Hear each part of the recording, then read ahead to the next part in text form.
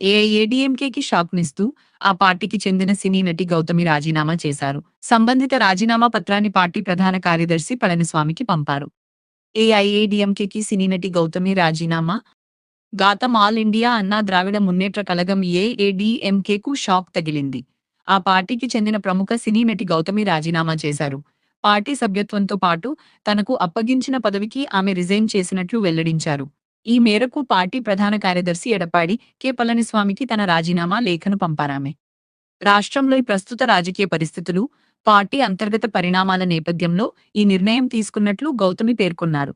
Party అభివృద్ధి కోసం తాను చేసిన కృషిని గుర్తు చేసుకున్న ఆమె, భవిష్యత్తులో ప్రజాసేవ పట్ల నిబద్ధతను కొనసాగిస్తానన్నారు. అయితే, రాజీనామాకు దారితీసిన కారణాలను మాత్రం ఆమె వెల్లడించలేదు. సినీ రంగంలో విశేష గుర్తింపు పొందిన గౌతమి, రాజకీయాల్లోనూ చురుగ్గా వ్యవహరించారు. బీజేపీ ద్వారా రాజకీయ అరంగేట్రం చేసిన ఆమె, బీజేవైఎం ఉపాధ్యక్షురాలిగా పనిచేశారు. ఆ తర్వాత ఏఐఏడీఎంకేలో చేరి, పార్టీ తరఫున వివిధ కార్యక్రమాల్లో పాల్గొని నాయకత్వానికి మద్దతు ప్రకటించారు. అలాంటి సమయంలో ఆమె ఆకస్మిక రాజీనామా తమిళనాడు రాజకీయ వర్గాల్లో చర్చనీయాంశంగా మారింది. అయితే, గౌతమి నిర్ణయంపై పార్టీ నాయకత్వం ఇంకా అధికారికంగా స్పందించలేదు.